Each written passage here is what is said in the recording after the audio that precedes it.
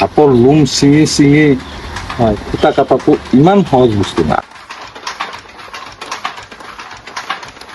চোৱা, হেণ্ডলুম হ'ল totally luxurious product. হয়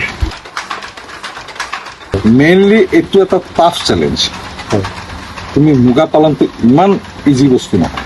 প্ৰথম কথা কি, এইটো ফাৰ্ষ্ট টাইম আছিল হেণ্ডলুম ৰিলিং উইভিং গোটেই ছেক্টৰটো শুৱালকুছিত লোকেল মানুহে কৰিছিল। তাৰপিছত অসমত যেতিয়া জ্বলন্ত পৰিৱেশ এটা আহিছিল, জ্বলন্ত পৰিৱেশত তেওঁলোকে আহি ইয়াত দেখিলে যে ইয়াত দেখোন কাম কৰিলে খাবও পায়, চলিবও পাৰি আৰু নিৰাপত্তাও পায়।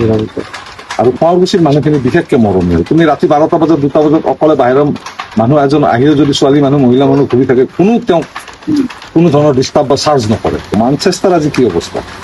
আছামৰ মানচেষ্টাৰ বুলি কয়, কিন্তু অৰিজিনেলি মানচেষ্টাৰ আজি হেণ্ডলুম প্ৰডাকশ্যন আছে কি নাই? নাই। আমি যদি মানচেষ্টাৰ নাভাবি যদি অকল আমি শুৱালকুছিয়া কৰ্মই ধৰ্ম যদি ভিউ পইণ্টটো ৰাখে 50 বছৰটো আৰু চলি, আজি শুৱালকুছিত যেনেকে এটা সময়ত শাল কাট কাট কাট কাট শব্দ ওলাইছিল, এতিয়া অসমত এই বস্তুটো বিয়পিছে। কমাৰ্চিয়েল উইভিং প্ৰচেছটোত এতিয়া অসম বিয়পোৱা মূল মন্ত্ৰটো কিন্তু শুৱালকুছিৰ পৰা।